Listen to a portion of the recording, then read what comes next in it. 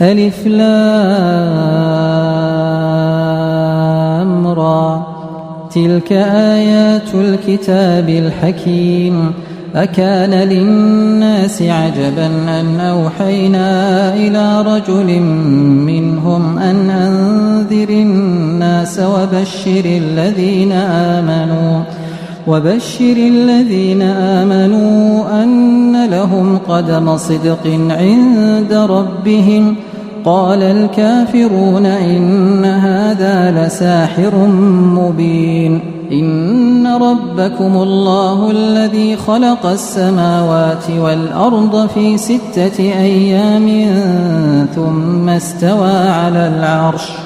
يدبر الأمر ما من شفيع إلا من بعد إذنه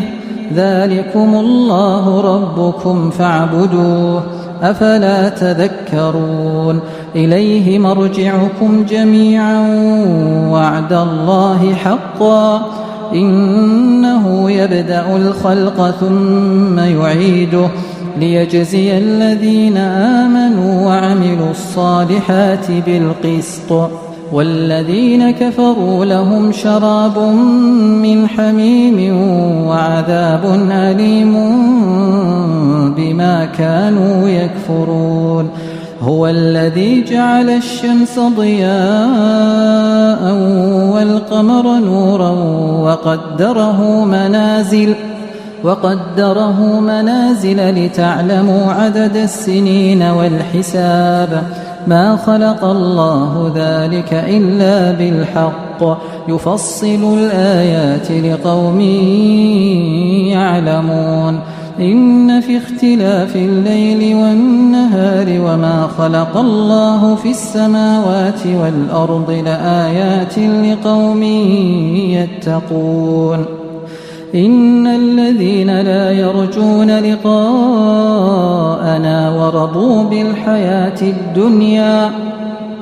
ورضوا بالحياة الدنيا واطمأنوا بها والذين هم عن آياتنا غافلون أولئك مأواهم النار بما كانوا يكسبون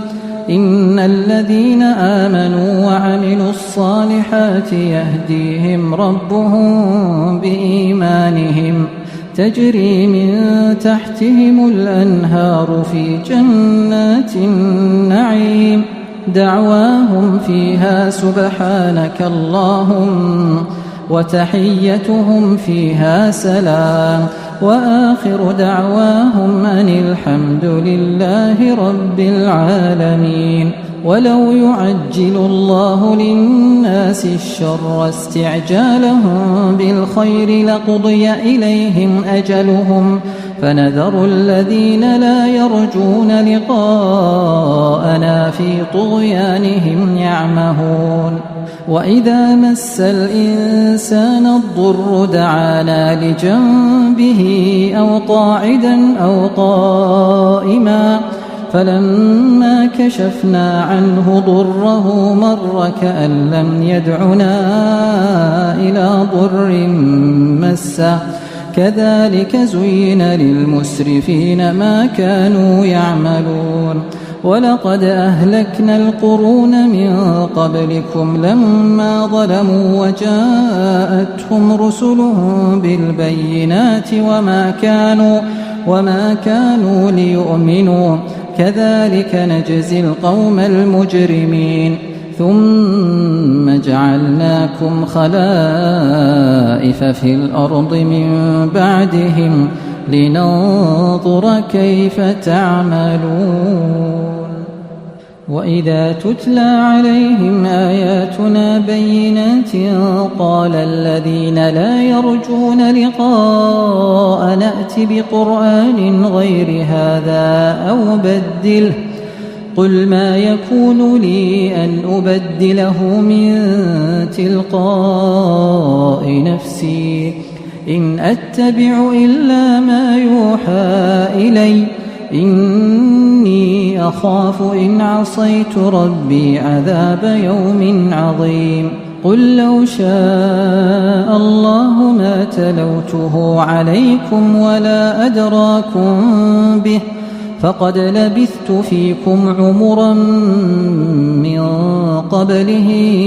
أفلا تعقلون فمن أظلم ممن افترى على الله كذبا أو كذب بآياته إنه لا يفلح المجرمون ويعبدون من دون الله ما لا يضرهم ولا ينفعهم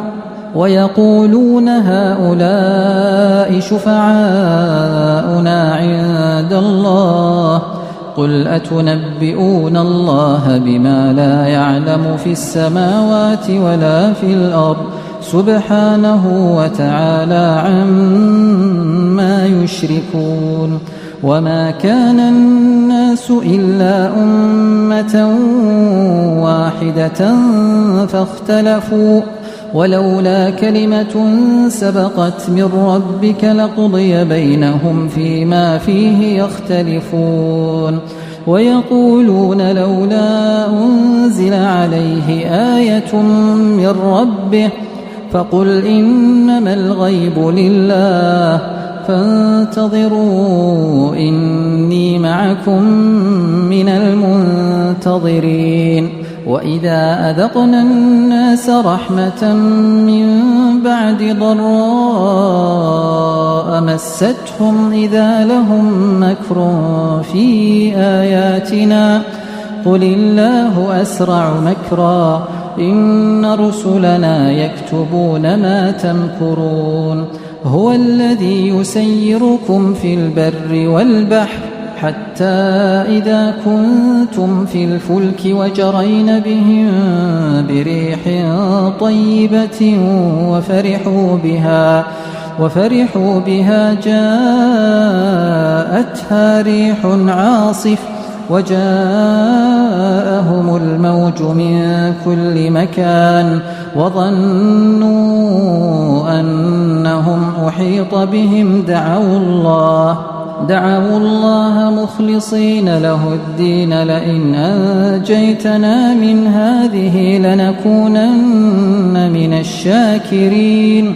فلما أنجاهم إذا هم يبغون في الأرض بغير الحق يا أيها الناس إنما بغيكم على أنفسكم متاع الحياة الدنيا ثم إلينا مرجعكم فننبئكم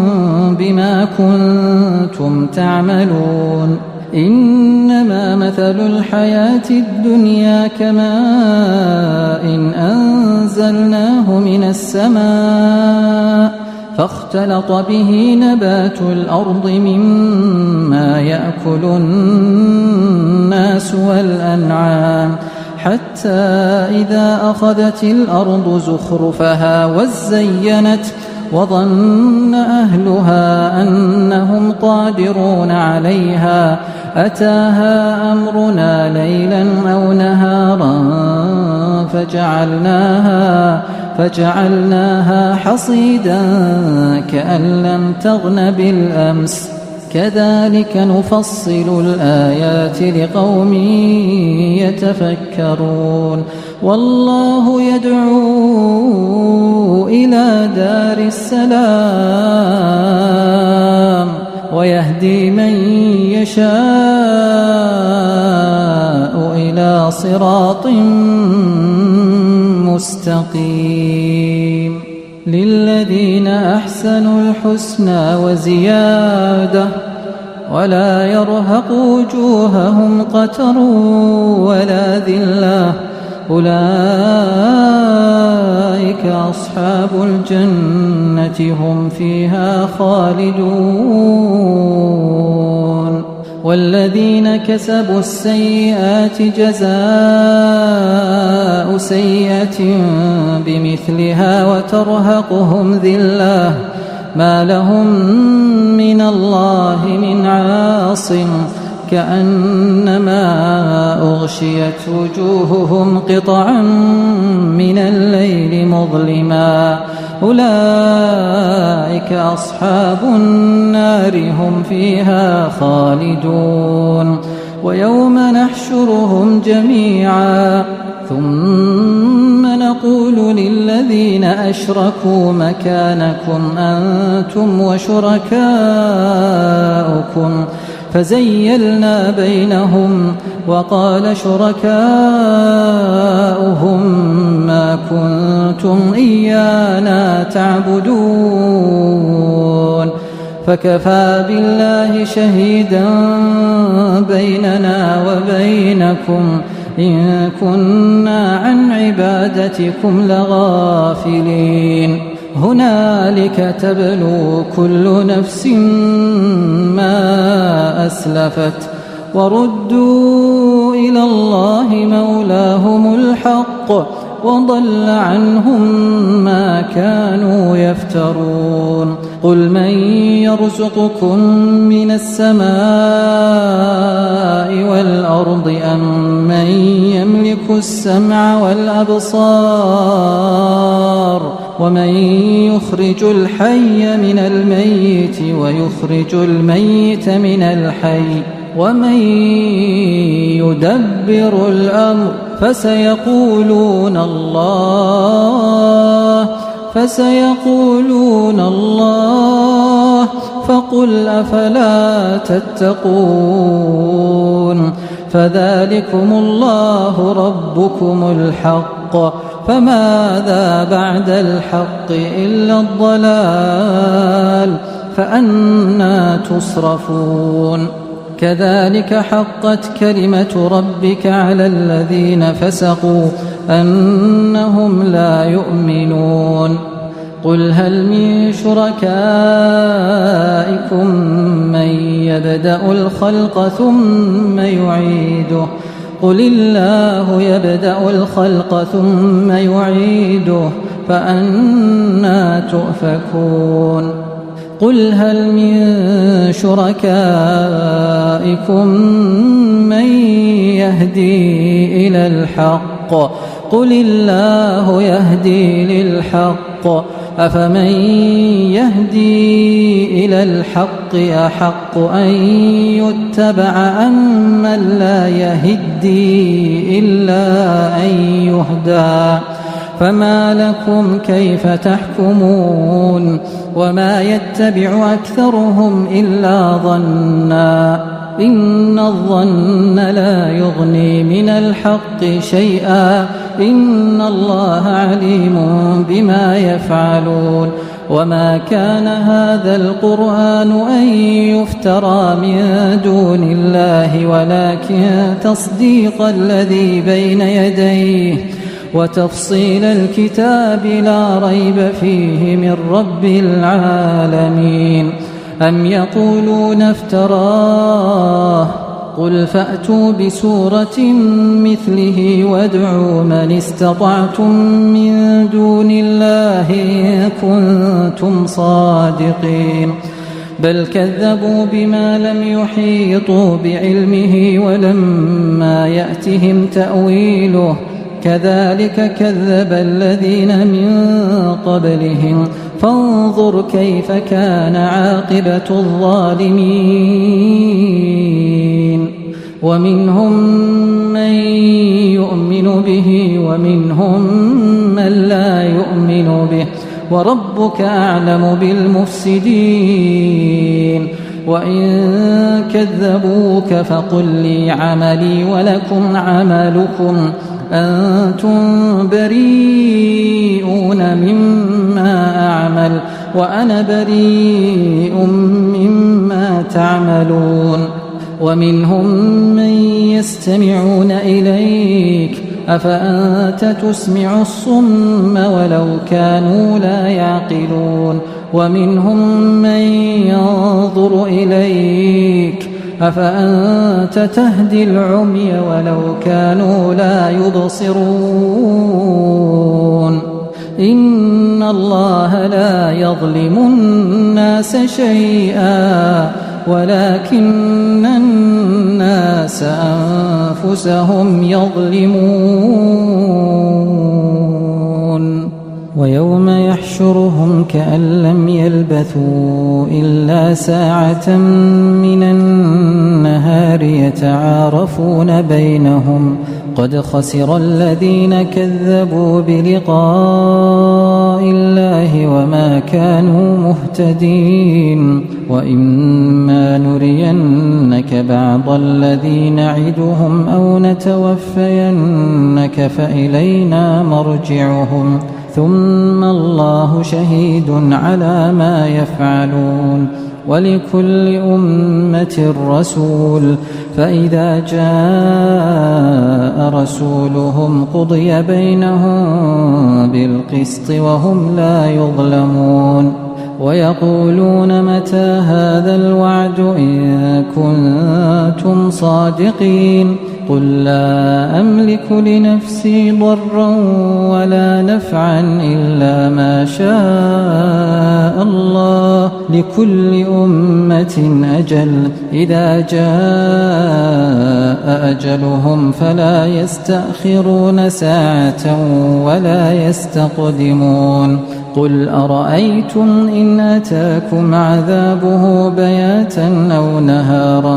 ماذا يستعجل منه المجرمون أثم إذا ما وقع آمنتم به الآن وقد كنتم به تستعجلون ثم قيل للذين ظلموا ذوقوا عذاب الخلد هل تجزون إلا بما كنتم تكسبون ويستنبئونك أحق هو قل إي وربي إنه لحق وما أنتم بمعجزين ولو أن لكل نفس ظلمت ما في الأرض لافتدت به وأسروا الندامة لما رأوا العذاب وقضي بينهم بالقسط وهم لا يظلمون ألا إن لله ما في السماوات والأرض ألا إن وعد الله حق ولكن أكثرهم لا يعلمون هو يحيي ويميت وإليه ترجعون يا أيها الناس قد جاءتكم موعظة من ربكم وشفاء لما في الصدور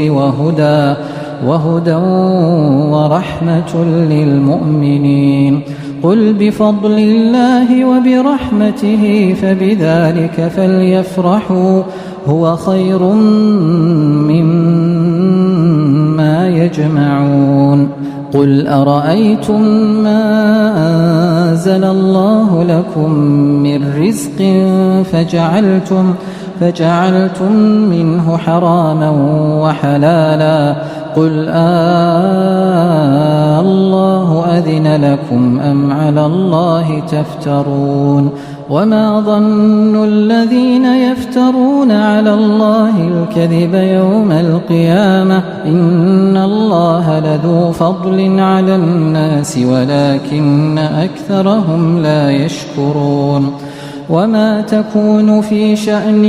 وما تتلو منه من قرآن ولا تعملون من عمل إلا كنا عليكم شهودا إذ تفيضون فيه وما يعزب عن ربك من مثقال ذرة في الأرض ولا في السماء ولا أصغر من ذلك ولا أكبر إلا في كتاب مبين ألا إن أولياء الله لا خوف عليهم ولا هم يحزنون الذين آمنوا وكانوا يتقون لهم البشرى في الحياة الدنيا وفي الآخرة لا تبديل لكلمات الله ذلك هو الفوز العظيم ولا يحزنك قولهم إن العزة لله جميعا هو السميع العليم ألا إن لله من في السماوات ومن في الأرض وما يتبع الذين يدعون من دون الله شركاء إن يتبعون إلا الظن وإن هم إلا يخرصون هو الذي جعل لكم الليل لتسكنوا فيه والنهار مبصرا إن في ذلك لآيات لقوم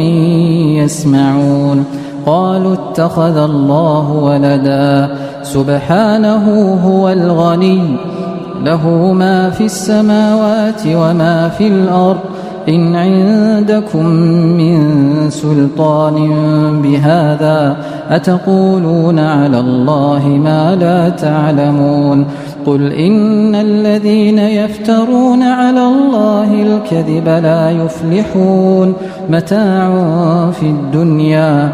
متاع في الدنيا ثم إلينا مرجعهم ثم نذيقهم العذاب الشديد بما كانوا يكفرون واتل عليهم نبأ نوح إذ قال لقومه يا قوم إن كان كبر عليكم مقامي وتذكيري بآيات الله فعلى الله توكلت فأجمعوا أمركم وشركاءكم ثم لا يكن أمركم عليكم غمة ثم قضوا إلي ولا تنظرون فإن توليتم فما سألتكم من أجر إن أجري إلا على الله وأمرت أن أكون من المسلمين فكذبوه فنجيناه ومن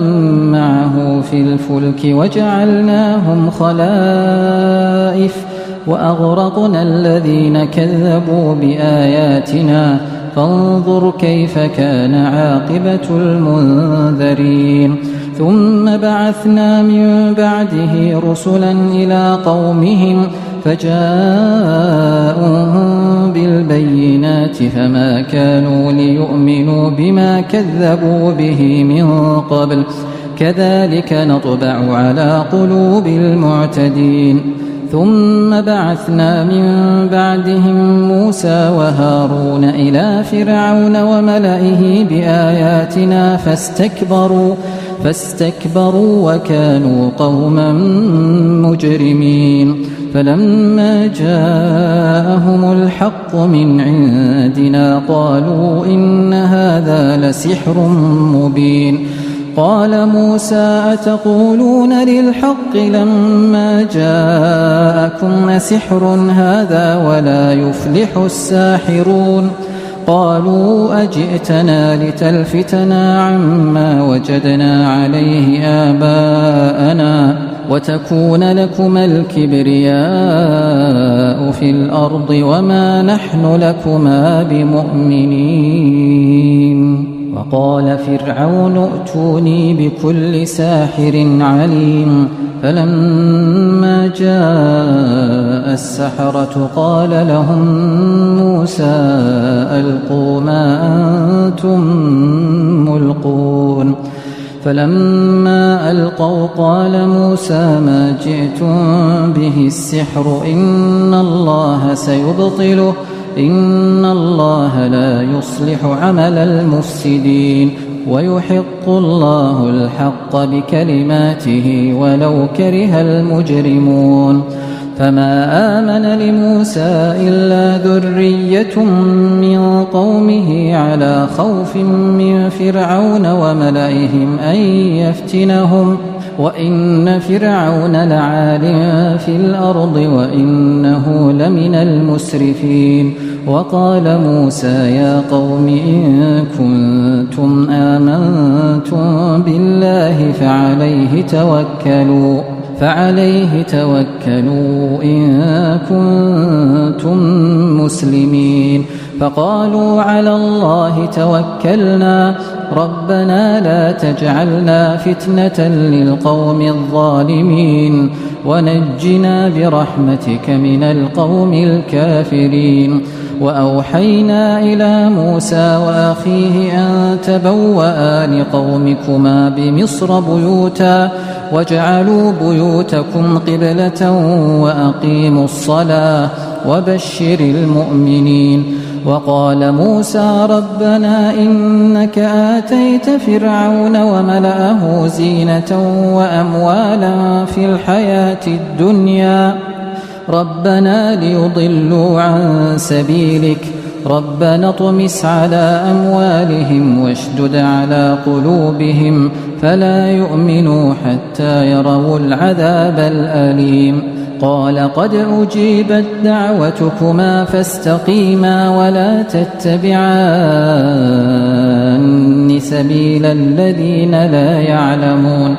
وجاوزنا ببني إسرائيل البحر فأتبعهم فرعون وجنوده بغيا وعدوا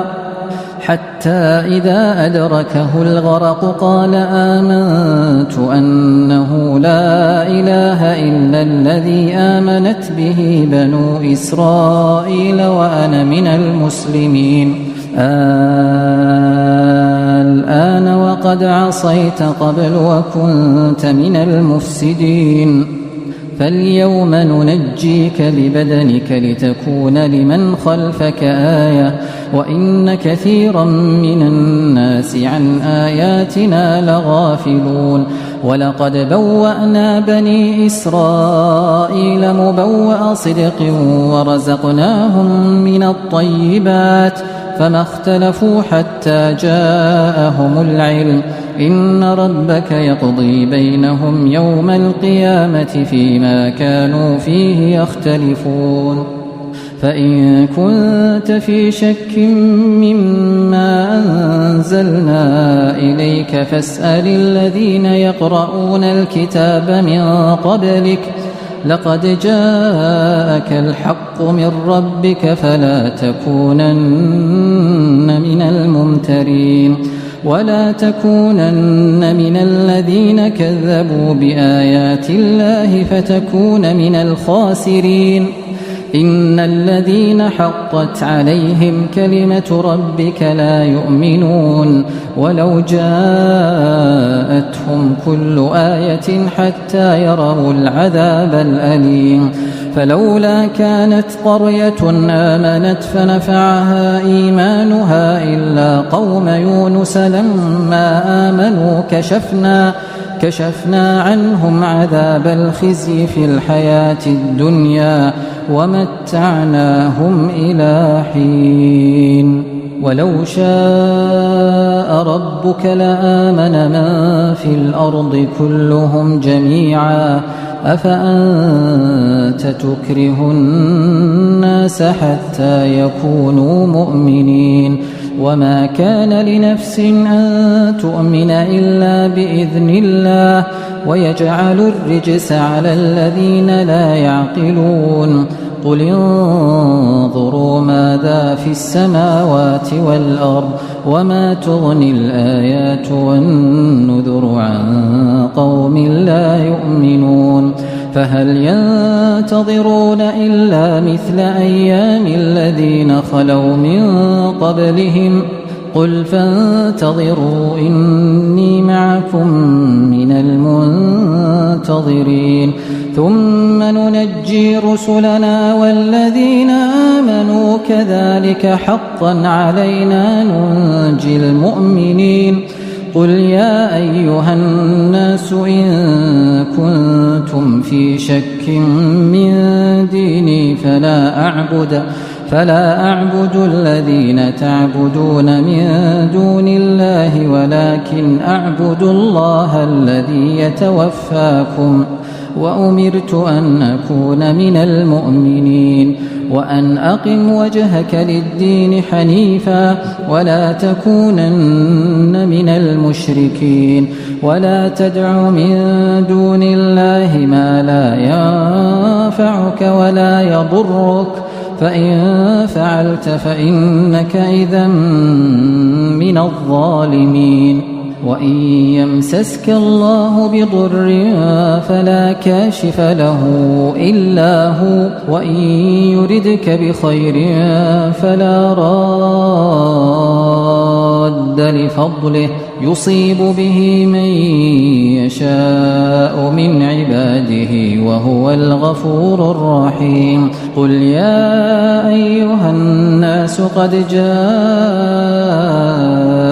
الحق من ربكم فمن اهتدى فإنما يهتدي لنفسه ومن ضل فإنما يضل عليها وما أنا عليكم بوكيل واتبع ما يوحى إليك واصبر حتى يحكم الله وهو خير الحاكمين